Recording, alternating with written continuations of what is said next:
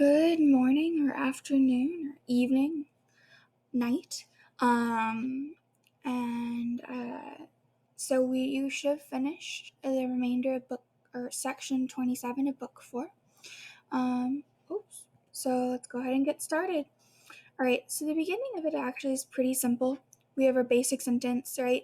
Una cum his legatis, together with these legates, with these comius atrebas. So you can say atrebian, or sometimes people actually just type it as, ooh, wow, I cannot type today. Comius atrebas. Either way, it doesn't matter that much to me, whatever one you remember better. But he's a person. So, backstory to this guy is that he actually was some like king of what would be like a Belgic tribe. So one of the Belgae, and he actually kind of made an alliance with Julius Caesar. Alliance might be a bit of a not quite the right terminology, but that idea. And so because he was a Gaul, Julius Caesar had sent him ahead to Britain to kind of broker a peace treaty.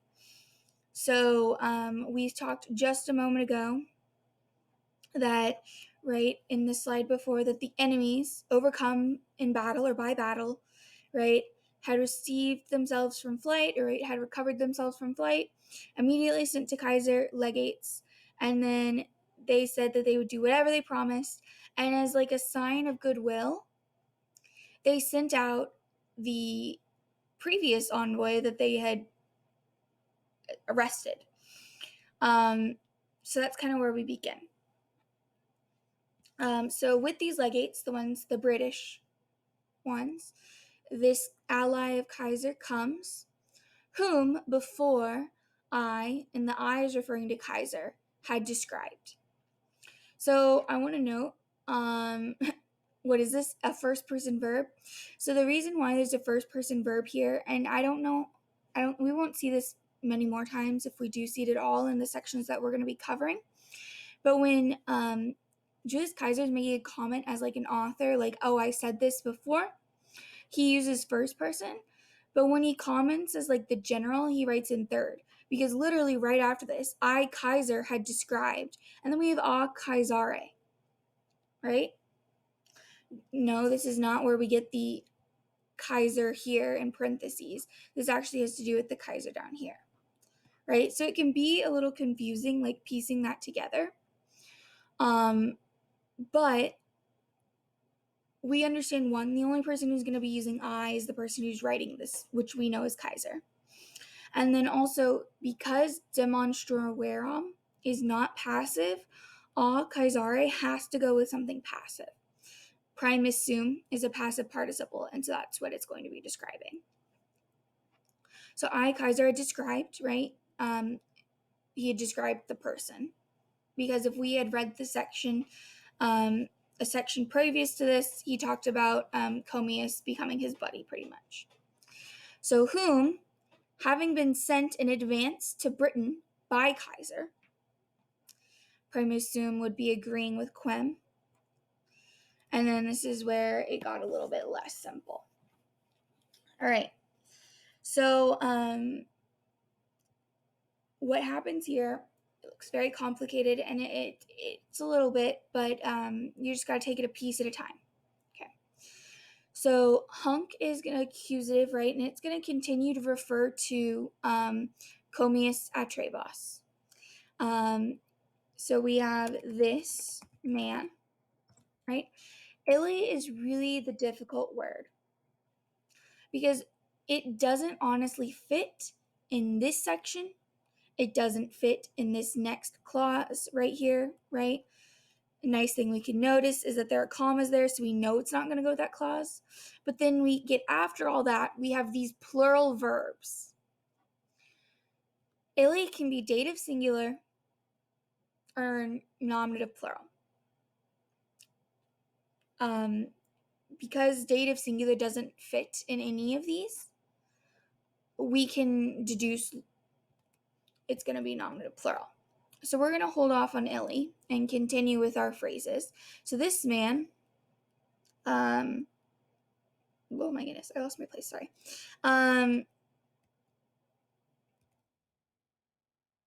Stepping out or coming out, I think coming out would be the better word.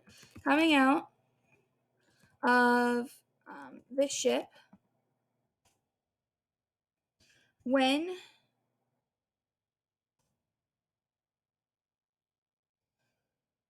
to them. All right, now this is a little of an interesting decision because at first it doesn't make sense. We were just speaking about Comius being arrested by those guys and now coming with the legates. Then all of a sudden we're talking about him coming out of a ship. This is where tense plays an important factor.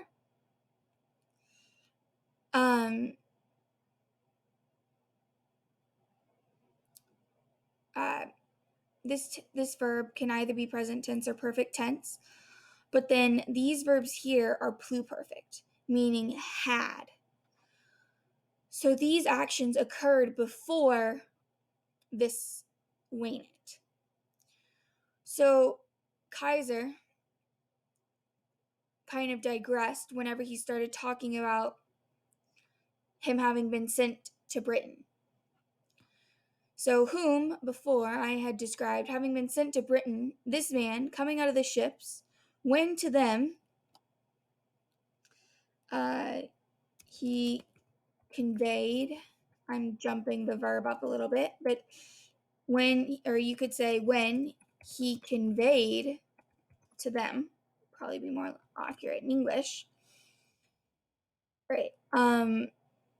Modo oratoris they're going to work together because this is telling us how he conveyed it. So he conveyed in the method or by the method, you could say either one. By the method of an orator, let's say speaker,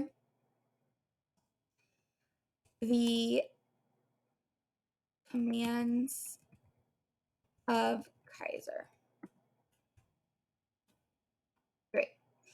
We know mandata is going to be our direct object because it is neuter and that A can only be nominative or accusative plural. And here we don't have a nominative option because our verb is singular, so it has to be accusative.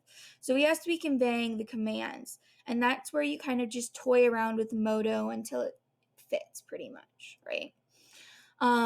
So sometimes that takes a little bit of guessing and working through. Literally, sometimes it goes as to the method, for the method, etc. All right, then back to this, we've kind of put out this relative, or not this relative, but a certain clause, and now we're back to this main part of the verb, or main part of the sentence. This man coming out of the ship, they had seized, or you could say laid hold of, and threw into chains.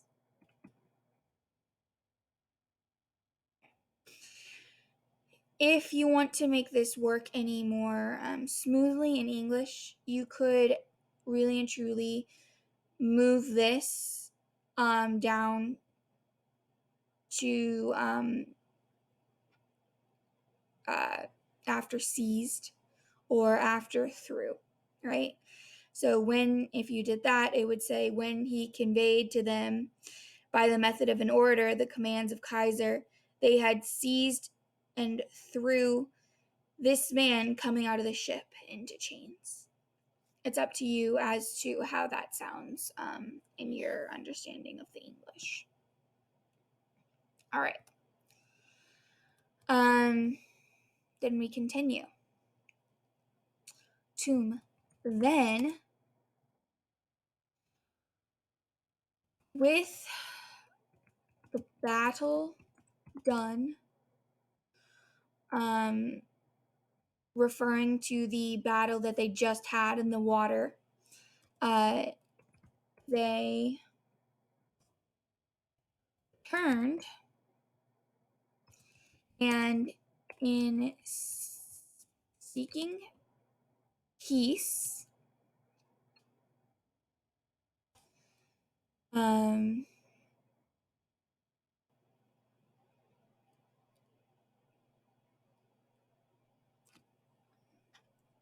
uh, this is a little out of place, and he did this earlier in this slide here, where he put our genitives before the word that they are possessing or modifying, right? The method of the order, the mandates of Kaiser. They're doing the same thing here, where eius rei is going to be a genitive describing or possessing kolbam.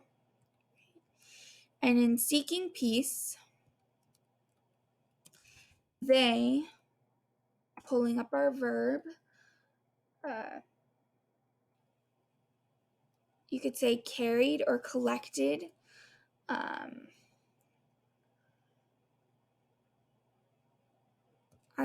think collected makes more sense, but it's up to you. Collected the guilts, or you could say faults, of this matter or affair, or you could even say, I guess, this thing, right? This thing being the arrest of Comius to the multitude.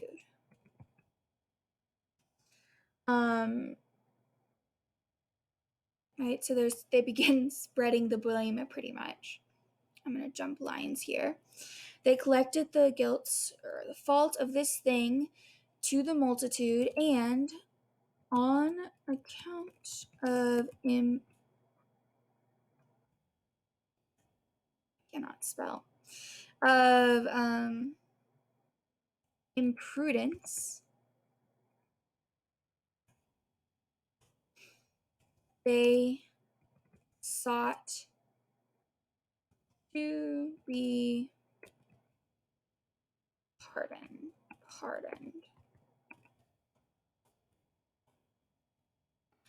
You could also say they sought that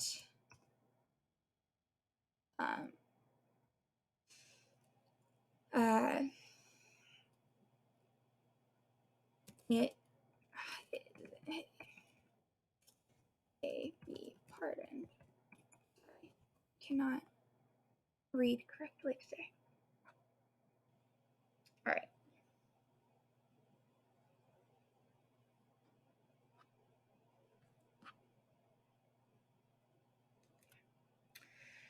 Okay, moving on.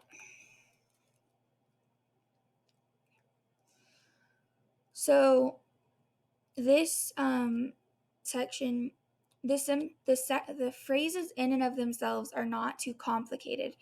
Like most of his grammar, it's the fact that they're broken up and interrupted that makes them more complicated and more honestly frustrating to translate.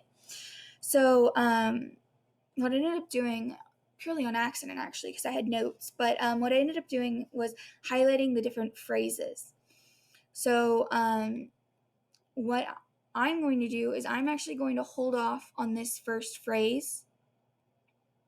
This first section until after I have translated these two.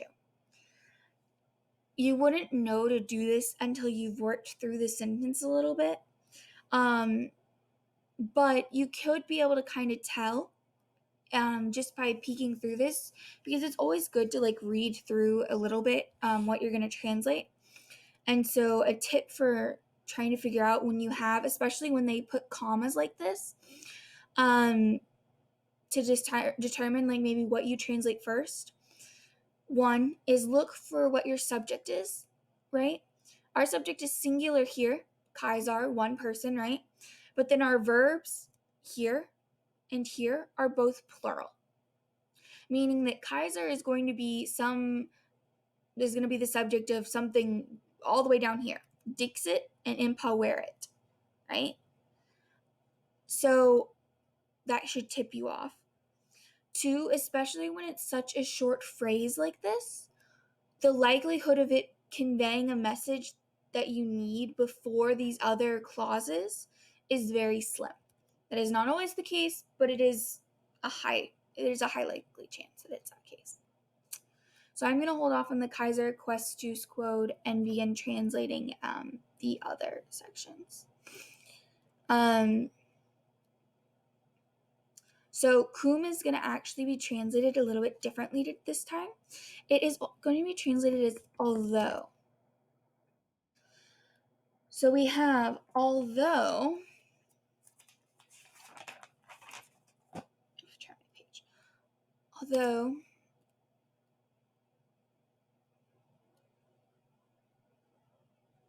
Or I guess you could say although, moreover, but moreover, although sounds more. They both sound funny. But moreover, although they sorry, I skipped ahead. With legates, right? Legatis mises sent to the continent, right?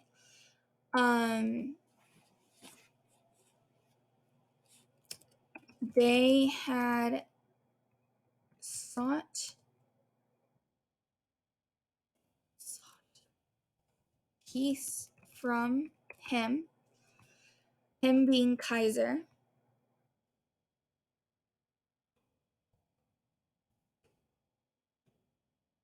right?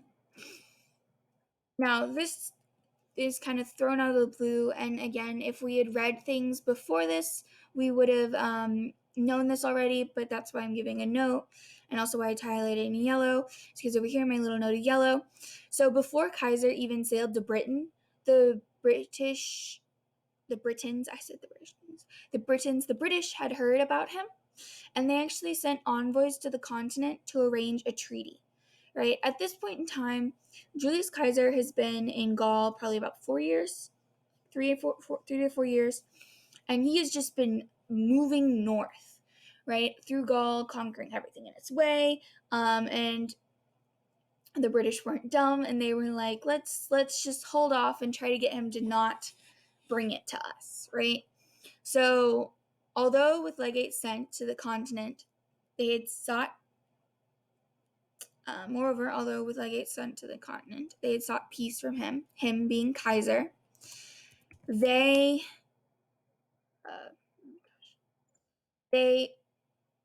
waged war. So, intulicent, I have too many S's there. Intulicent with bellum means wage war. So they waged war without cause. So here Julius Caesar is trying to illustrate, like, well, they sought peace earlier, but now they're waging war. But we also have to remember, from the outsider perspective, right, this is propaganda for Julius Caesar. And Julius Caesar, after these guys did seek peace, right, he still went to Britain with 80 warships and soldiers to outfit those warships. But somehow, in his head, the British waged war without cause. Something to think about in terms of the perspective he's writing from. So they, the British, waged war without cause. So now that we've finished our two clauses, we're going to kind of start back up from the beginning with Kaiser quest juice quod. So Kaiser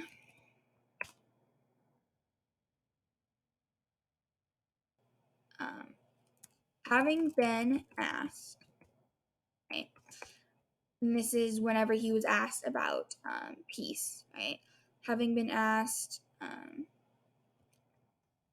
right? Just to clarify why this having been asked is there. Does the first verb. Having been asked, Kaiser said he would forgive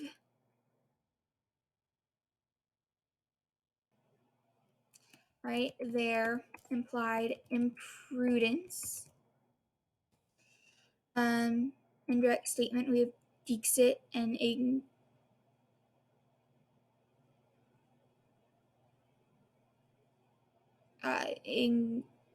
ignoscere. Sorry, I zoned out. It's been a long day. I apologize. Imprudence. And K, demanded imperuat hostages. This quorum is going to be referring to hostages, and that helps make the rest of this little section make sense. So, of which hostages, right? Those, I cannot read that. Those men, British, gave part, remember stat, immediately,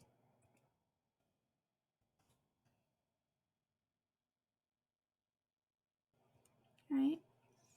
Then we have this, so they gave part immediately, then part,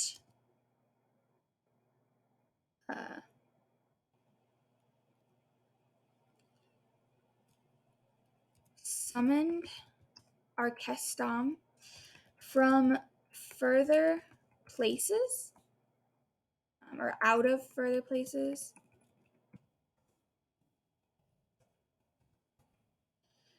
Other places, they said that they, indirect statement, right?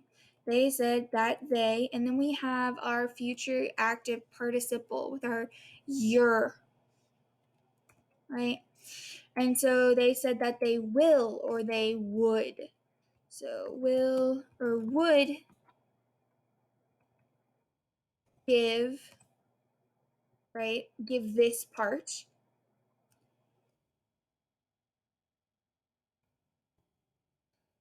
Give part in a few days. Give part. Now we have dealt with the hostages. This Kaiser moves on. Meanwhile, so remembering at this moment, when we're talking about they, we're talking about the British. Meanwhile, they, right? And we don't have a subject, we have an infinitive, so that means we're going to need a main verb.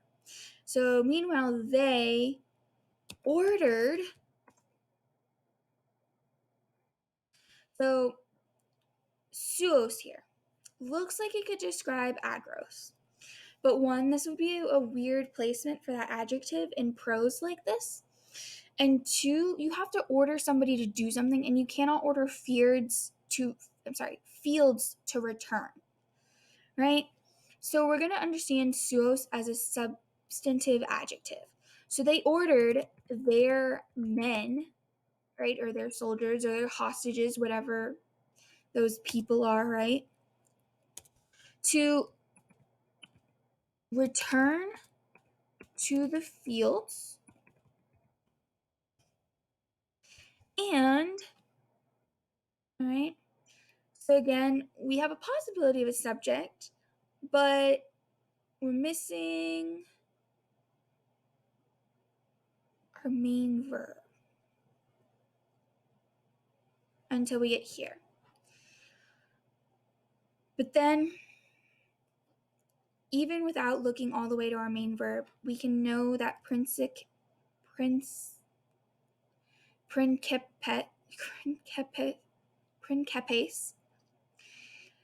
is actually not going to be our subject, because convenere means to meet.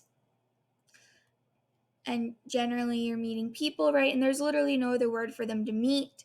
So we know that principes is what they are meeting, right? So, and since it's also an infinitive, we're probably going to have a main verb, which is coeperunt. So we can actually plug that in there. They began to meet the chiefs.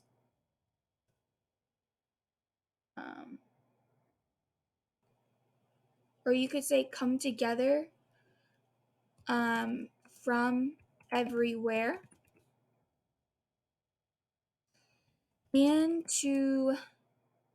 So they began to meet, right? And then they began to um, entrust, commend themselves, say themselves, and their states, civitates, suas civitates, to Kaiser. This I, because it's a third declension, is dative.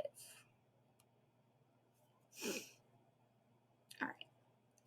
So what is happening here is the British are pretty much slowly giving up and over control to Julius Caesar.